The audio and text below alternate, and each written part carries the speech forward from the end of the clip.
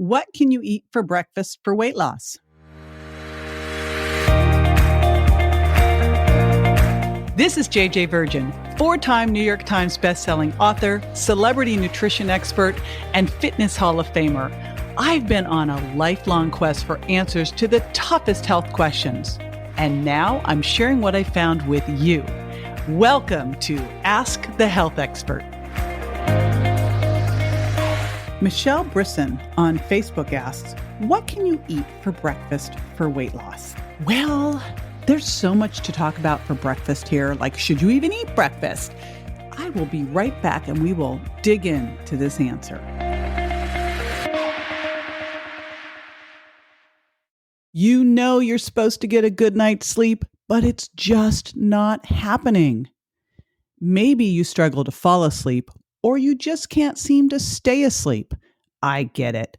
I struggled too, which is why I created Sleep Candy, my delicious, chewable sleep supplement that's a powerful combination of L-theanine, melatonin, 5-HTP, inositol, and B6. And good news, because you're a listener, you get 10% off your order at jjvirgin.com/sleep candy while supplies last. Just enter the code SLEEP, all in caps, at checkout. Breakfast. Is it for champions or should you skip it? That's the first part of this is should you be eating breakfast at all? And I've been looking a lot into that because I used to be the person who says you must eat within an hour of waking up. No questions, no arguments, go do it. Now I've kind of shifted my tune a little bit on this. Now I'm still a big breakfast advocate because, the studies really are clear. People who eat a quality breakfast, and we will talk about what that is, tend to lose more weight and keep it off than those who don't. Now, here's the way I think that you do this, though, is I no longer say eat within an hour of waking up. I say wake up, have some coffee, have some green tea, have some hot water with lemon, and give it a couple hours and see how you do. Because what I really want you to do is have a 12 to 16 hour overnight fast. Now, the most important part of that piece really is stopping eating at least 3 to 4 hours before bed.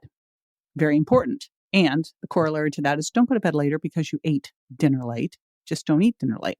So that's the first part.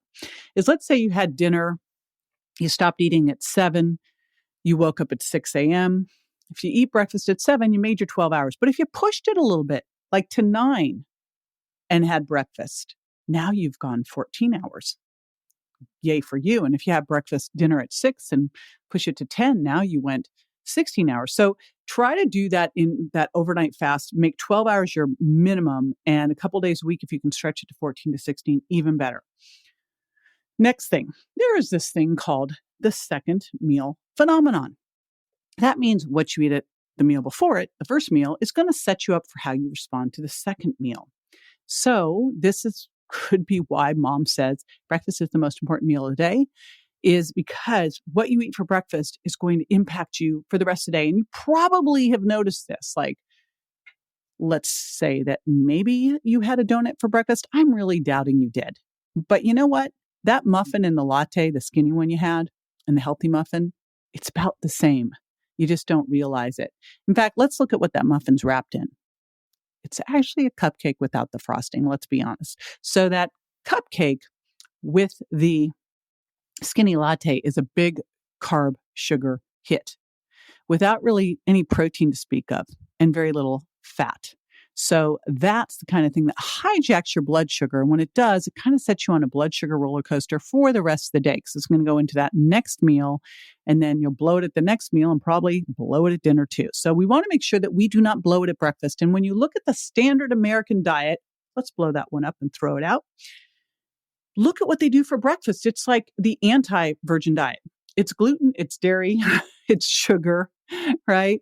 So the big thing we want to make sure at breakfast is that we're eating by the virgin diet, by the sugar impact diet plate. You're getting that trifecta of clean protein, healthy fats, and slow, low carbs, because it's really fiber that comes from slow, low carbs or non-starchy vegetables. Now, I will tell you, I find that I do better when I eat very low carb in the morning, but I get a ton of fiber in. I'm going to show you how I do it. I got to get a lot of protein in, super important, and that fat.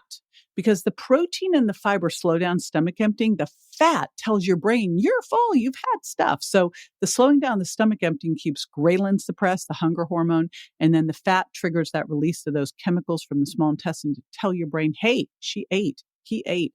You don't need to eat for a while. Because the goal is that you're going to eat that breakfast and then you don't need to eat for 4 to 6 hours because you've got such good blood sugar control from having the fat, fiber, and protein trifecta.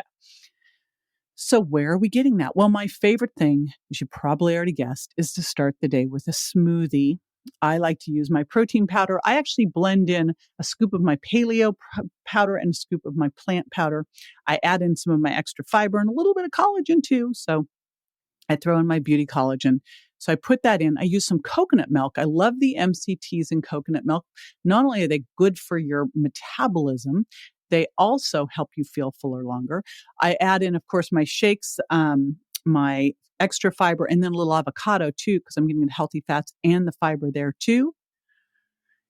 If I'm really feeling courageous, I do a little cayenne because that spice can zip up your metabolism as well. And then I do a little green banana in there. I don't do a ton.